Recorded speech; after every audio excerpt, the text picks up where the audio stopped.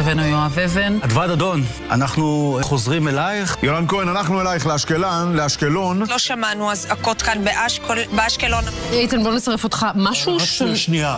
סליחה, אמא, יש חדר מוגן על ידך. בבקשה. תודה. אנחנו שמחים שאמרת את זה. אהוד, זה היה דבר מאוד חשוב. כן, עודד, אנחנו עכשיו אזעקה שנשמעה כאן, ראינו כמה שיגורים וגם יציאות של כיפת ברזל, אבל בואו ניכנס רגע בתוך האזור הזה, בכל זאת, כדי להתמגן בזמן האזעקה. שלום לכם. אנחנו מפתיעים את העובדים. אתה רואה, עודד, המתחים. אתה באזור המטרנה, תמיר, אתה יכול לקחת משהו הביתה. שלום, כן. עודד, אל תפתה אותי. ראינו את כיפת ברזל מתמודדת שוב בהצלחה עם הטילים. ראיתי את הכתב שלכם, תגן אוברנה.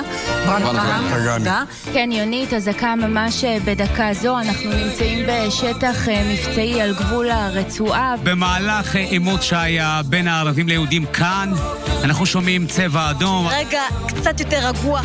קיבלו ככה רק מכות יחסיות.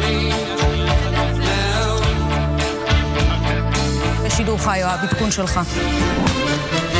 ראיתי אתכם, הכנתי קפה, שתהיו ערניים חבר'ה, תשימו לב, הממ"ד כאן. רגע, דני, יש סוכר? יש סוכר. שיר, מה הבאת? הבאתי בקלאווה. שמעתי את הדיווחים של תמיר על כמויות האוכל שהוא מקבל. אני משווה ומעלה עם העוגה הזאת של משפחת ביטון. הרגע הביזארי של המשדר הזה. תמונת ניצחון, זאת תמונת ניצחון. והנה... תודה. אני לא מאמינה.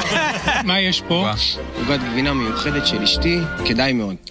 תודה ונדבר. תיכנסו עליהם, תגמרו אותם, או אנחנו נמאס כבר. טוב. ביי, שיהיה רק שלום. לא יודע מה קרה שהשעה האחרונה רבויה באירועים קומיים.